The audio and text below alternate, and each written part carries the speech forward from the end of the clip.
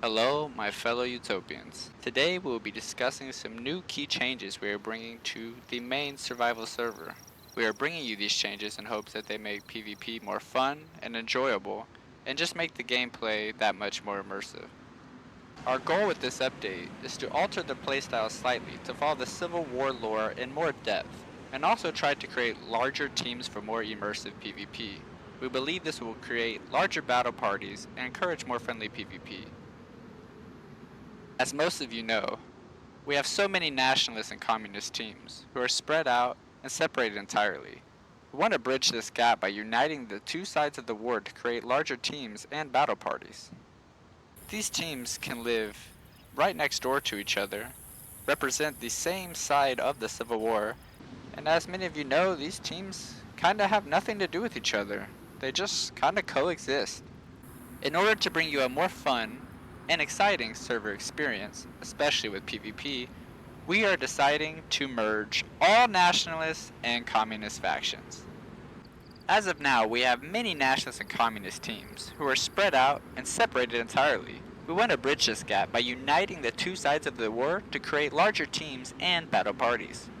All communist and nationalist teams will merge into either CDF or Chidaki to offer large-scale combat and reduce inactive smaller factions. This should increase activity, and players won't have to play alone or be spread too far out. Now I'm sure you're probably wondering, washed up, how am I going to do this? How is this going to be possible? I have my own bases, we have our own territory. How could we possibly merge with all these other factions and it all still work? Don't worry, I have answers for you. So the first important thing to note here is that almost nothing changes. I don't want anybody to freak out or think this is a big change and everybody's going to have to redo everything. I promise you we will make this as easy as possible.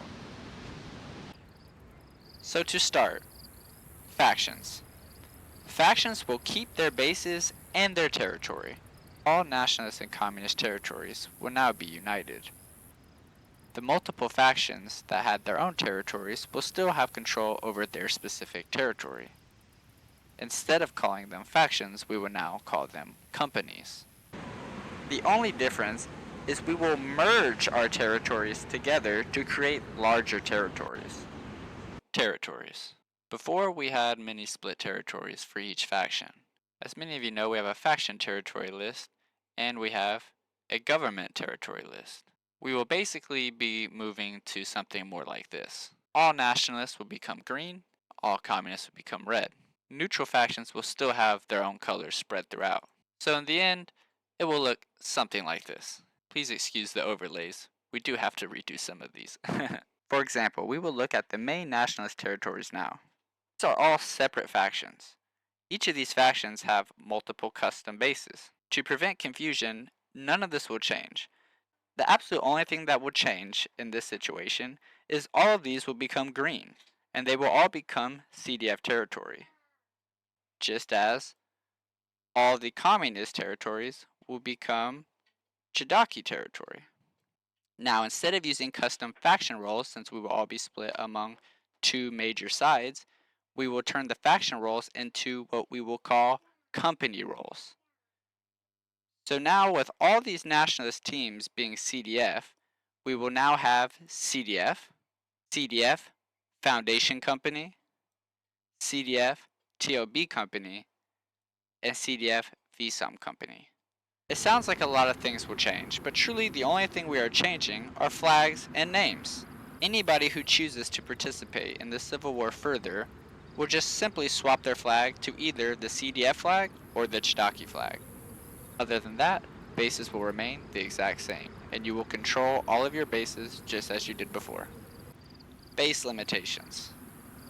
As you know now, factions are limited to 3 custom locations, and that will not change. The only thing that will change is now the companies will be limited to 3 locations. So really nothing changes, we're just rewording it. Radars. All communists will now be able to see each other's radars, and all nationalists will be able to see theirs as well. This will help you monitor a larger territory. So essentially, anybody in this area will pretty much not be able to travel undetected. I think this would be great for PvP, as if any nationalist members enter any territory belonging to Chidaki, the entire Chidaki force will know. I think this will result in much more PvP and much larger groups fighting each other at once. So now you know what will happen with faction bases and territories. However, neutral factions will be unaffected, as neutral factions can still use custom flags and custom names. This makes being neutral appealing to some people and gives it its own unique perks. Back to nationalists and communists. To balance the game a little bit more, we have decided to give communists their own custom kits similar to nationalists. All nationalists already have access to a CDF kit of some sort. But now, all the communist teams who choose to switch to Chidaki will also be given a custom Chidaki kit. We believe this will balance combat and the server more in general. To further balance gameplay, nationalist raid rules will also be changed. Many people seem to choose communists simply because they have looser raid rules, not that they actually want to be communist. We are going to fix this by allowing nationalist teams to full raid communist teams. What this means is nationalists will no longer have to light raid against communists. Nationalists will now only light raid against neutral factions. Now both sides will have pretty similar perks and pretty similar rules. They will both have custom kits, and they will both be able to raid each other fully anytime they please. The next topic to balance the server even more is war rooms. Now that the CDF and Chidaki can raid on a more even scale, we thought it would only be fair to even out their loot rooms. One major perk about being a nationalist previously was you gain access to a war room. This war room has been slightly updated from the last version and now offers more gear. Alternatively, the communists never had access to these war rooms, and in turn they were only given plate carriers as a special perk. Now both sides will receive plate carriers and entire war rooms. All nationalist groups joining the CDF will now be given this new war room. The new war room contains many new items compared to the last. We now have fanny packs for normal soldiers and medic. We have one large capacity backpack. We now have base radios and walkie-talkies. We are adding these with batteries. We are hoping players will embrace game chat and start using radios. This will make gameplay much more immersive, as you can actually scan radio frequencies to listen into your enemy's conversations. Nationalists will also now be given plate carriers similar to communists. Looking over into the Chidaki war room, you can see much things are very similar. The Chidaki will also get kits, radios, a base radio. They will keep their plates and are now given pouches, and they are now given ammo spawns, similar to how the nationalists have. Now that we have balanced perks between nationalists and communists, the gameplay should be much more fair. There are only a few small differences between the war rooms at this point. The first difference: Chidaki are not given large capacity backpacks and are capped at the 42 capacity assault bags. The Chidaki also have slightly less modernized weapons. Their sidearm is the Colt 1911. Their main rifle is the KA-74 and the more traditional cherry red. They will now also be given a long-range weapon, which will be a scoped Mosin. On the other end of the spectrum, the CDF will be given similar but slightly updated weapons. Their sidearm will be the FX-45. They will also be given the KA-74 rifle, although their rifle will just be slightly more modernized. They will also be given an M70 Tundra as a long-range weapon instead of the Mosin. While nationalists will be given slightly more modernized weapons, the Chidaki will be given more outfit choices. They will be given the standard military uniform, as well as a more civilianized version, with black t-shirt and black pants. This can be used during heat waves or hot days, or just for RP reasons to look a little different amongst your friends. They will also be given more accessories such as the black boonie hat, the black cap, the 3-hole black balaclava, the new black army pouches, as well as the black fanny pack and the red fanny pack for medics. Both teams will now have flag and armband spawns. They will both also have the coordinating berets for their factions. Both armies will also be given standard MREs and bandages. The Chidaki will also be given red smokes, while the CDF will be given green smokes. We think this would be a fun way to spice up combat, and also be a fun way to mark your location to either enemies or friendlies. All nationalists and all communist teams that choose to merge into CDF or Chidaki will be given these war rooms. We are giving these teams war rooms in hope that gear fear will no longer be an issue. Both sides of the war will always have food, bandages, and basic survival supplies. There should be no reason why both sides of the war are not willing to fight at any given time.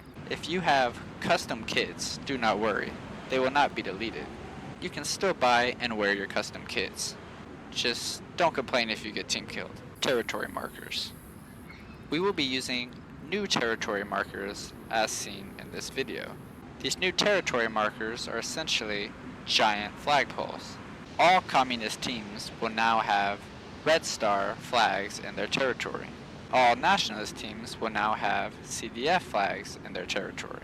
We think this would definitely be a great addition, as now when you travel most of Chernarus, you can clearly see if the nationalists or the communists control the land that you are roaming. Inactive teams. We think this update will help keep inactive teams to a minimal, as most teams go inactive because their leader or their buddies are not playing, and nobody wants to log on to Dayz and run around by themselves. Now instead of having to rely on the few people in your faction to have someone to play with, you have an entire collective army of allies that you can join at any point. In the past couple weeks we have talked about this update a lot. Most of the staff and many faction leaders agree that this is probably the best move for finding Utopia. We believe this will really balance the playstyle of finding Utopia. Nationalists and communists are now almost dead even. They have similar raid rules against one another. They also both have war rooms and advanced kits that they have at their disposal at any time. They will have much larger territories, and they will have much more control over the territories by gaining more radar access. We are excited to bring you these changes, and we hope you enjoy them. After all, we are only doing this to bring you a more fun experience here on Finding Utopia. And keep in mind, if you do not like these changes, that's okay. You don't have to participate. Just simply become a neutral faction, keep your flag, keep your name, and don't worry about anything that I mentioned today. Everything will be the exact same for you, and anybody who does want to participate is welcome to. After all, Finding Utopia is a server and an experience that is truly catered for anybody and everybody that loves Dayz. Thank you all for watching.